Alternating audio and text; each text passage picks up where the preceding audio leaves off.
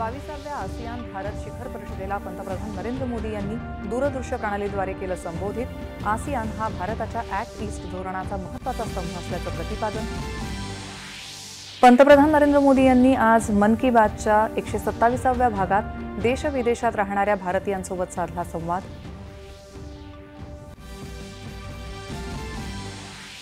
वृक्षारोपणाचं महत्त्व विचारात घेऊन प्रत्येक नागरिकानं एक पेड़ मां के नाम ही मोहीम आणखी पुढे नेण्याचं पंतप्रधान नरेंद्र मोदी यांचं आवाहन।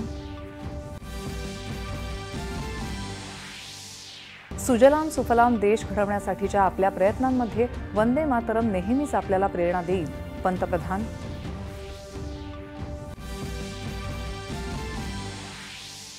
सरदार वल्लभभाई पटेल यांच्या जयंतीनिमित्त 31 ऑक्टोबर रोजी रन फॉर युनिटी या एकता दौडमध्ये सहभागी होण्याचं पंतप्रधानांचं देशवासियांना आवाहन।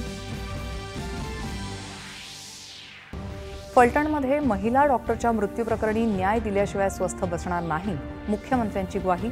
प्रत्येक गोष्टीत राजकारण नको अशा शब्दात व्यक्त केली नाराजी।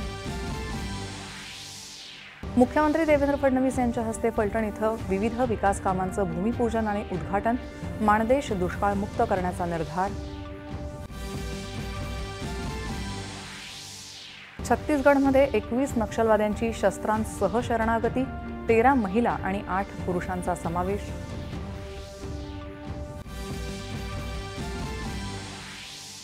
चीनमधल्या चेंगडू इथं सुरू असलेल्या 17 वर्षांखालील बॅडमिंटन आशिया स्पर्धेत दीक्षा सुधाकर आणि लक्षा राजेश या 2 भारतीय खेळाडूंमध्ये विजेतेपदासाठी होणार लढत।